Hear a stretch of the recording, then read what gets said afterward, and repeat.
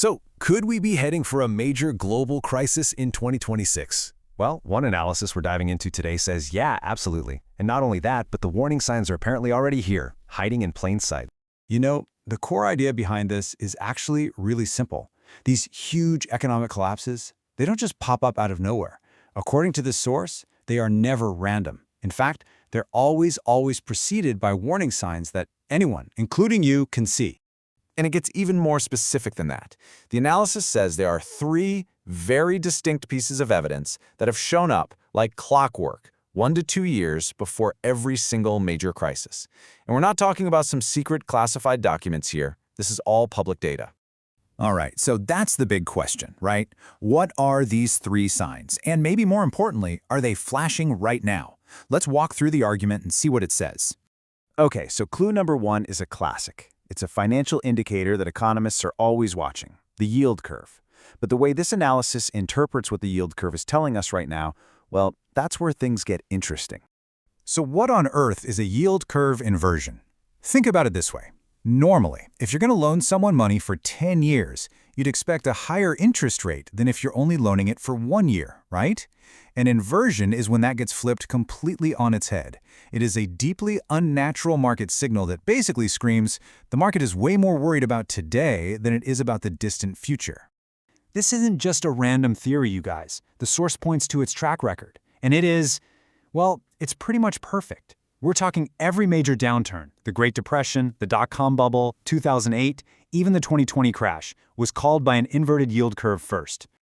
But here's the million-dollar question, right? The most recent inversion, which the source notes was the longest one in history, by the way, it's over. It ended. So does that mean we dodged a bullet? Are we in the clear? Well, not so fast, because this is where the analysis makes this really fascinating, kind of counterintuitive point. The end of the inversion, that's not the all-clear signal. According to this logic, that's when the countdown to the real crisis actually starts. It's a phase the analysis calls the lag time. So here's how that chain reaction supposedly works. When the curve inverts, the entire business model for banks gets broken. They start losing money on basic loans, so what do? They slam the brakes on lending. But that doesn't cause a crash overnight. It takes months, sometimes even a year or more, for regular people and businesses to completely burn through their cash reserves. And once that money is gone, that's when the whole thing collapses. The end of the inversion isn't the finish line, it's the starting pistol. All right, let's move on to the second piece of evidence. This one is all about unemployment data, but there's a huge twist. The source is basically claiming that a key recession trigger has already been pulled, but it's being hidden in the official numbers. This is something called the S rule, and it's reportedly a kind of internal recession alarm that the Fed itself uses. It's pretty simple. It's an early warning system that goes off when the unemployment rate starts rising just a little too quickly. So you go look at the official charts, right? The ones the government puts out, and everything looks fine. The line hasn't crossed that critical threshold. Based on this, you'd think the job market is holding up just fine. But, and this is a huge but, the source points out there's a problem. The official math is missing a whole month of data, October, because of a government shutdown. A key piece of the puzzle just isn't there. So look at how this breaks down. The official version skips October, and guess what? No trigger. But the source then plugs in Wall Street's estimate for that missing month. Let's say it was around 4.5%. You run the numbers again with that one simple change, and boom.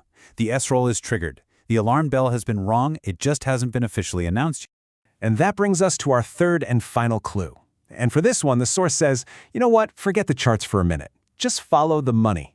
Specifically, let's follow the biggest player on Wall Street, JP Morgan. I mean, look at this. Since 2023, JP Morgan has pulled an absolutely staggering amount of its cash reserves out of the Federal Reserve. Their balance has plunged from over $400 billion down to just $63 billion. This is not a small tweak. This is a massive shift in capital. The big question is, why? And here's the answer. The source says that cash got plowed directly into long-term U.S. Treasury bonds. Now, this isn't just some safe, boring move. No, this is a very specific bet on where the economy is going next. Okay, so to get why this is such a huge deal, you just have to remember one super simple golden rule about bonds. Interest rates and bond prices always move in opposite directions. So when interest rates go down, the price of bonds that people already own goes up.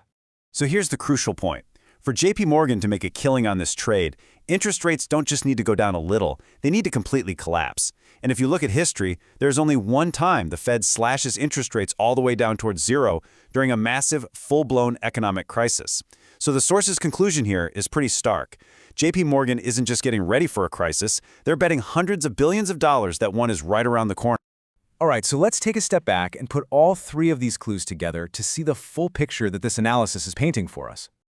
So what do we got? First, we have a legendary recession indicator whose danger period has just kicked off.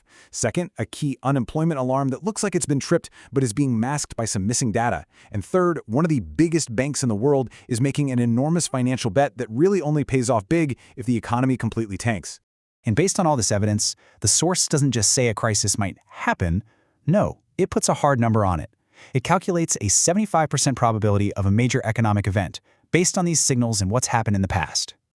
Now, you might be thinking, wait, can't the Fed just cut interest rates and save the day? Well, the source is pretty blunt about that. It points out that if you look at history, big rate-cutting cycles, they don't stop crises. They're a reaction to them. The cuts always come after the damage is done, not before. And that's really where this whole thing leaves us. It's a pretty compelling, if not unsettling argument built on these three specific clues. And I guess the ultimate question we have to ask ourselves is, are these the clear, undeniable signs of a coming storm, or is it just a classic case of seeing patterns in the noise?